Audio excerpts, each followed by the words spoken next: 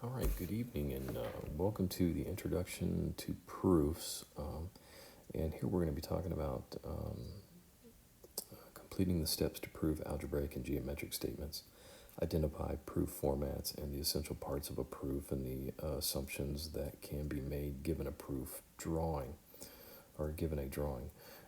So, a lot of words here, definitions. Just going from the top, conjecture is a statement thought to be true but not yet proven. We're mulling it over.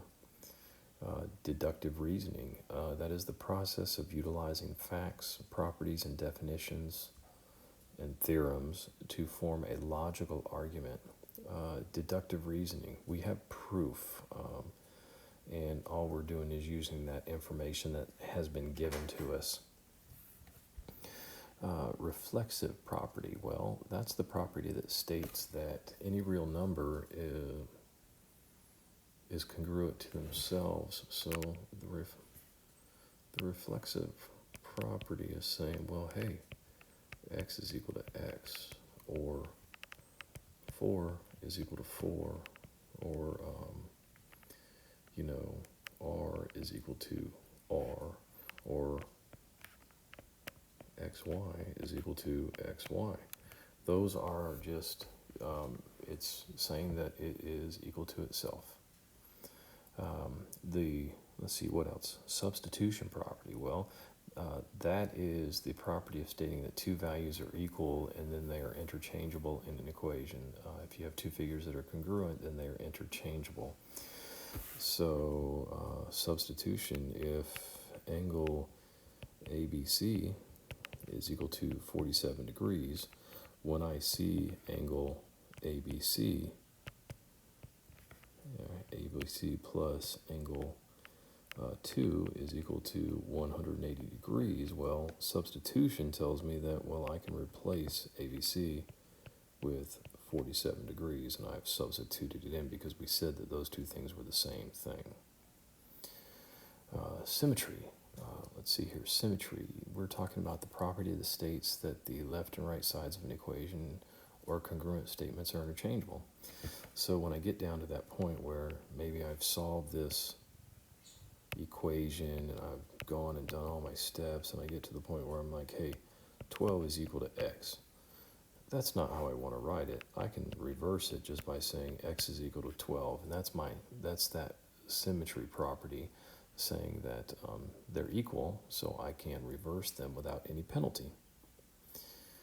The transitive property, we were talking about, the transitive property. Here, if A equals B and B equals C, well, the transitive property would tell me then that A therefore equals C. Because if A equaled B and C equals B, then A equals C because they're equal. So that would be my transitive property. Properties of equality, goodness, you guys love these, I know. Addition, subtraction, multiplication, and division. You know, what you do to one side of the equation, you must do to the other. Those are your properties of equality. If I have x plus 8 is equal to 10, well, when I'm solving that, I use the subtraction property of equality because I will subtract 8 from both sides because I have to maintain that equality of the equation. And then because I'm trying to isolate that x, so I have x is equal to 2. And that's just utilizing my properties of equality, which you guys have been using. It's just a matter of saying, hey, this is what those properties are. Sometimes we do things in our head and don't really realize why we're doing it. So again, geometry, very vocabulary driven. And that's why we work on our vocabulary and we work on FAIR models, is because if we don't know what they're asking us, we can't do the problem for them. Introductions here to our proofs and using the knowledge that we have to come up with viable answers. So, complete the steps to prove.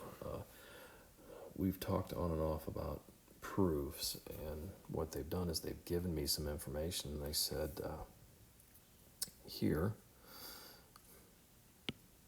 that angle A is congruent to angle B, and angle C is congruent to angle B. Okay, and in doing so, then we know that if angle B is congruent to angle C by the symmetric property, then what else do we have?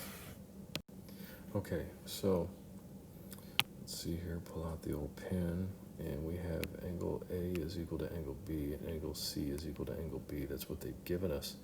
And now we turn around, we reverse this. We're saying that angle B is congruent to angle C, and that is using my symmetric property. I just reverse them. They are equal, it's okay to reverse them. And then it says that angle A then is equal to angle C.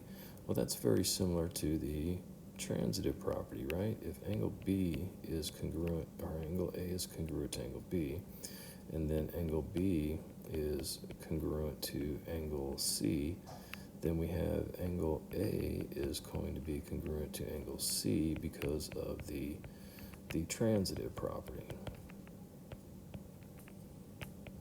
Okay, and then so if these two things are going to be equal to each other, then if they're equal, then they are congruent. So that is the definition of congruent angles.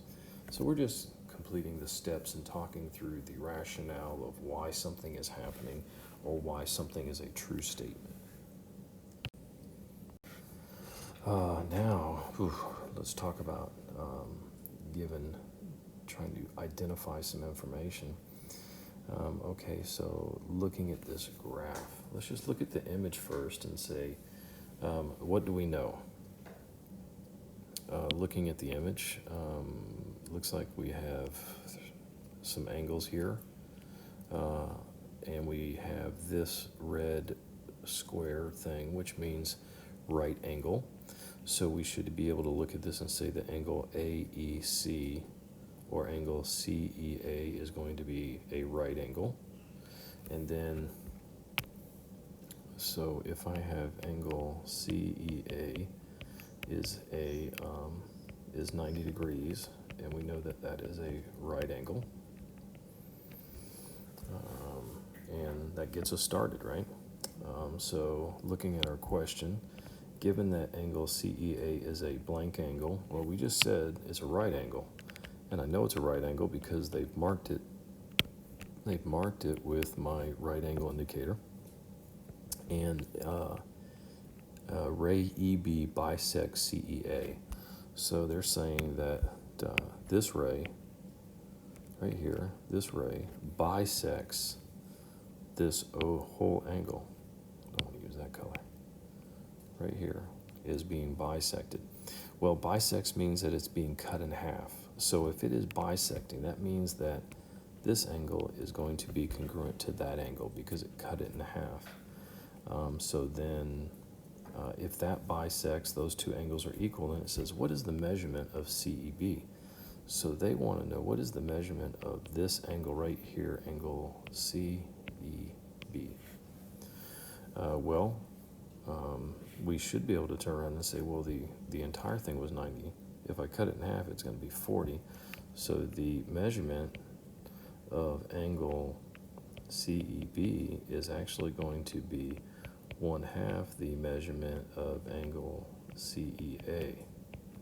So the measurement of angle CEB is equal to 1/2 the measurement, which we said was 90 degrees. So the measurement of angle CEB is equal to 45 degrees, which is half of 90. So there you go. We're just filling in the blank. Then the measurement is 45 degrees. So just talking through some of the things that we were learning. And let's see here, some assumptions that can be made given this drawing. And I don't necessarily have given a finite question for you, but things you can think about. I have a line segment here. I have AT. I have AK you know, I have a segment here, I have a segment here, I have a segment here. But let's see here.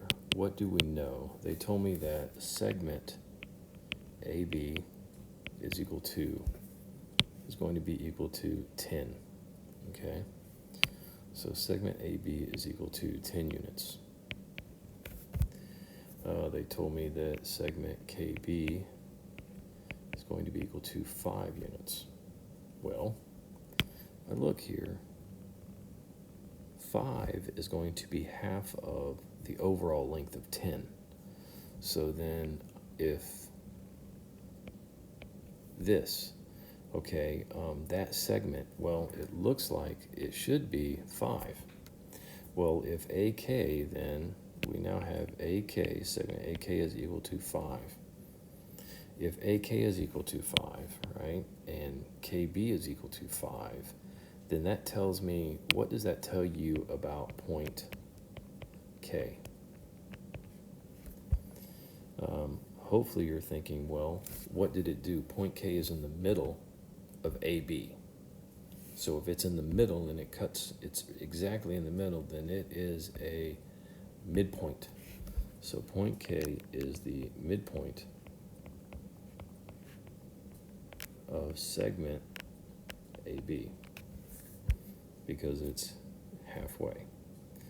And those are just some using deductive reasoning. You know, they've given me the information. I'm just going through and filling in the blank, should we say. And that is doing some